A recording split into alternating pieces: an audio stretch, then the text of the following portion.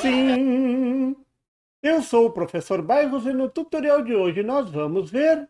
Nesse tutorial vou analisar o circuito que vem junto do manual da fonte Kenwood PS30 para transceptores Kenwood TS120S ou TS180S. Essa é uma fonte de alta potência, a corrente de saída é de 20 A e a tensão de saída é de 13,8 volts. Esse circuito me foi mandado por um seguidor que achou interessante e muito parecido com a fonte linear sem shunt que eu analisei em uma das minhas lives. E eu tenho um tutorial sobre o assunto, está na descrição desse vídeo. Vamos lá?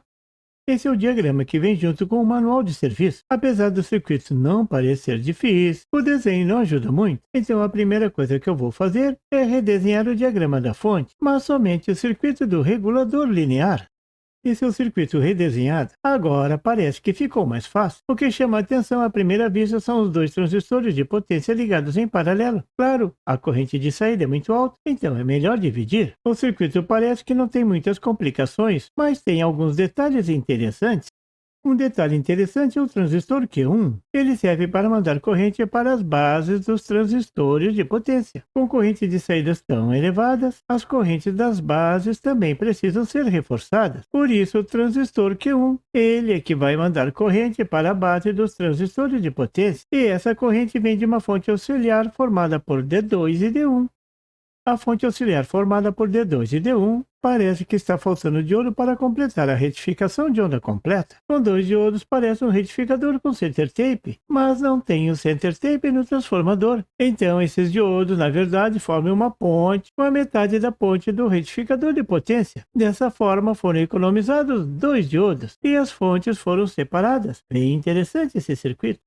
Uma vez identificado que o transistor Q1 faz parte do circuito dos transistores de potência, então para controlar os transistores de potência é só controlar Q1. Quem faz isso? O transistor Q2, que faz parte de um circuito de controle com realimentação convencional. Na verdade, quase convencional, já que parece que não tem o controle de corrente. Então se houver um curto-circuito na saída, explode tudo. Na verdade não, esse é um circuito quase convencional. O segredo para proteger essa fonte de um curto-circuito sem usar a resistência shunt é o diodo D3.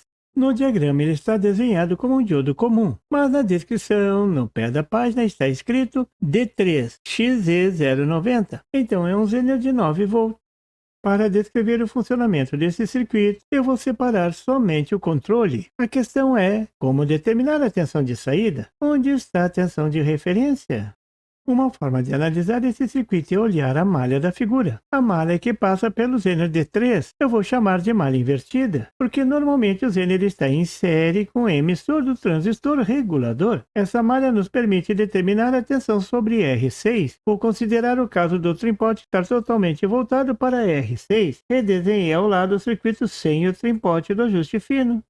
Percorrendo a malha no sentido anti-horário, passando pela tensão sobre R6, fica mais VR6 menos VZ3 mais 0,7, tudo isso é igual a zero. Isolando VR6, fica a tensão sobre a resistência R6 é igual a tensão Zener menos 0,7 volts. Viu? Agora temos a tensão Zener estabilizando o circuito.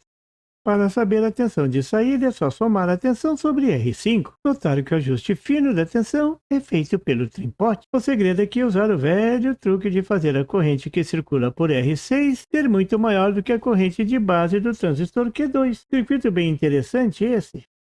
Mas o que acontece no caso de um curto-circuito, que a tensão de saída cair abaixo da tensão Zener do diodo D3, ele deixa de conduzir e pronto, não temos mais a tensão sobre R6. Veja como fica esse circuito sob essa condição. No pior caso, o do curto-circuito, a tensão na base do transistor Q2 cai a zero e ele desliga os transistores de potência, cortando a corrente. Viu? A corrente não disparou. Na verdade, a partir do momento que a tensão cai abaixo de 9 volts, o circuito passa a funcionar como uma fonte de corrente, limitando a corrente na saída. Fantástico esse diodinho D3! Você viu nesse tutorial a análise da fonte de potência da Kenwood e como essa fonte usa um truque muito interessante, o diodo D3 para controlar a sobrecorrente na saída. Circuitinho bem interessante, bom proveito! E por favor, se você não é inscrito, se inscreva e marque o sininho para receber as notificações do canal. E não esqueça de deixar aquele like. e compartilhar para dar uma força ao canal do Professor Bairros. E não tem site? Tem sim, é www.bairrospd.com. Lá você encontra o PDF e tutoriais sobre esse e outros assuntos da eletrônica. E fique atento ao canal do Professor Bairros para mais tutoriais sobre eletrônica. Até lá!